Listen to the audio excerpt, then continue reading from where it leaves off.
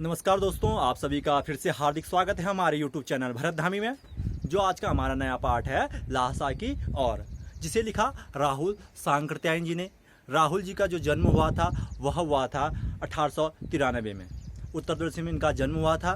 जो राहुल सांकृत्यायन जी है इनका मूल नाम था केदार पांडे। ठीक है, केदारनाथ पांडे इनका मूल नाम था।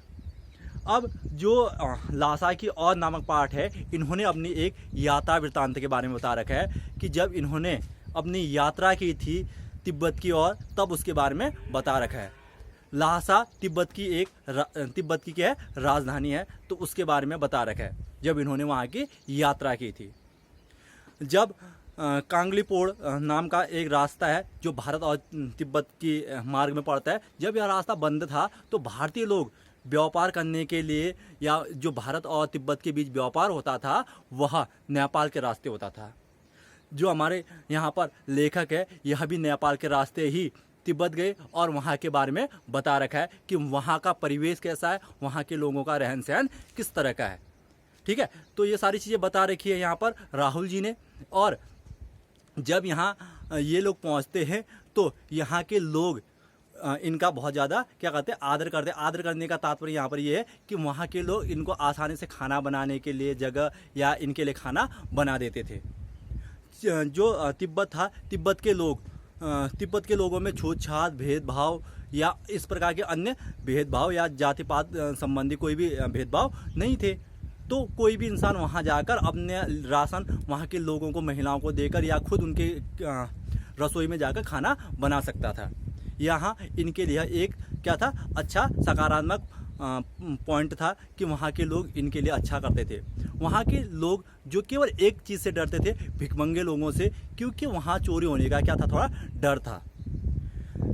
वो लोग धीरे धीरे आगे बढ़ते रहे। लेखक के साथ वहाँ उनका एक मित्र भी था जिसका नाम सुमति था।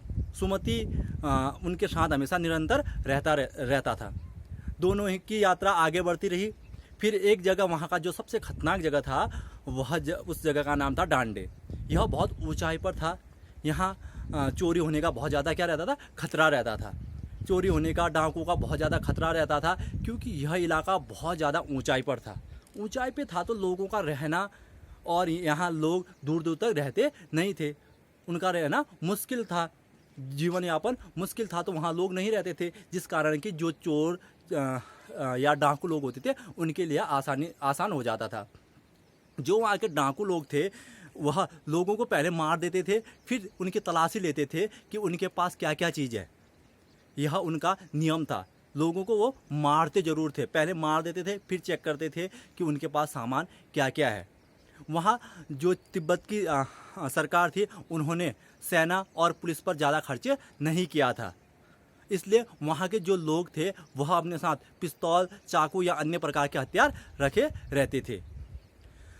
तो वहाँ से जब ये लोग नीचे की ओर आते, थोतला की ओर पहुँचते, थोतला की ओर, तो वहाँ रास्ते में लेखक रास्ता भटक जाता है। एक रास्ता होता है 2 मियाँ, तो लेखक दूसरी तरफ चले जाता है, क्योंकि जो लेखक का घोड़ा था वह थोड़ा सुस्त था, तो वह अपने साथियों से क्या हो जाता है, बिछुड़ जाता है, रास्ता भटक जाता है।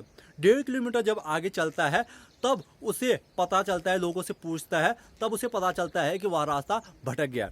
जो लेखक का मित्र था सुमति, वह उससे बहुत ज़्यादा क्रोधित होता है, क्योंकि लेखक हर बार देरी कर देता था। जब भी वो चाय गर्म करता था तो चाय ठंडी हो जाती थी और लेखक हमेशा लेट करता था, तो थोड़ा सुमति उन पर क्या करता था, गुस्सा करता था।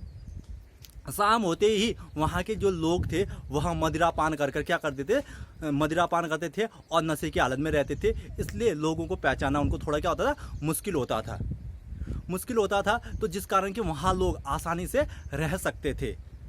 आसानी से रहने के कारण वहाँ के लोगों का जो भी नया इंसान जाता था उसके लिए बहुत आसान हो जाता था। ठीक है, तो लेखक और जो उनका मित्र था सुमति, वह लगातार आगे की ओर बढ़ते रहते और वहाँ अपनी यात्रा क्या करते, पूर्ण करते हैं।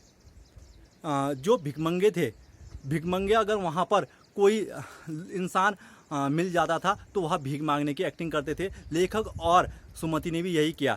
जब भी उनको कोई डाकू या इस टाइप के इंसान मिले तो वह भिखारी वाला रूप अपना धारण करते थे, भिखारी बनते थे और रुपये मांगने की कोशिश करते थे। यही था आज का हमारा पाठ। लासा की और नमस्कार।